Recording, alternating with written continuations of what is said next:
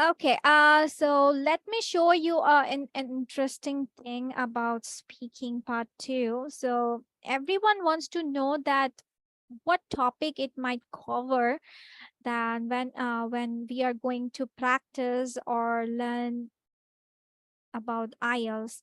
So here I can say that overall or most of the time there are something we cover with favorites that then it can be time based, like what have you done at earlier or at present or in future, what do you like to do it.